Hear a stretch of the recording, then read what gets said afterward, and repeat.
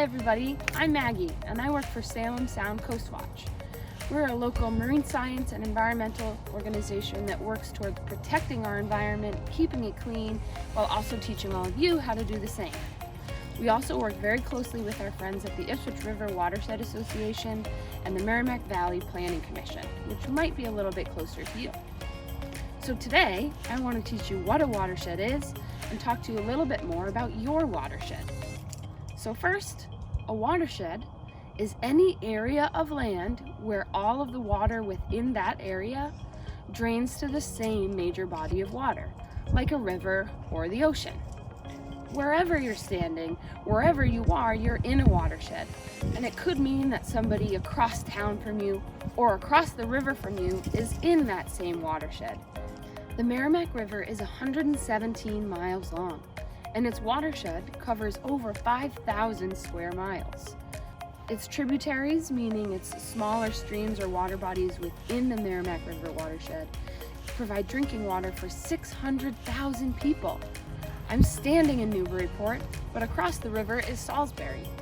Those two communities, along with 200 other communities in Massachusetts and New Hampshire, are in the Merrimack River watershed, which means if it rains anywhere in any of those towns, eventually that rainwater is going to end up in the Merrimack, is eventually going to float right by me here and go out to the ocean.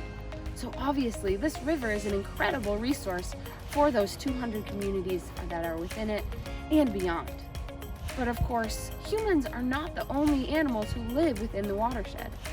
There are many beautiful habitats in and around the coast, or even inland where we may not be able to see the river. These areas and habitats are filled with thousands of different animals and plants, and their habitats are mostly natural or not man-made. But we know that one of the biggest environments in this watershed and in many watersheds is the urban environment, the one which we live in. How do you think our urban environment interacts with the natural environments around it? The next time you're walking around, whether you're close to the Merrimack River or not, I want you to think about how every drop of water you see will eventually end up in the Merrimack River. How will it travel through the urban paved environment versus through a wooded area like the one I'm standing next to? What are all the things that drop of water might come in contact with as it travels? Most importantly, I want you to think about all the things that you can do to keep the path of that water droplet and all of the water within our watershed clean, because those drops of water that we see going down our street may eventually end up here, may eventually end up being your drinking water or coming out of the hose of your neighbor as they water their garden. So there are lots of things that we can do to keep our watersheds clean, healthy, and plentiful. Thanks for watching.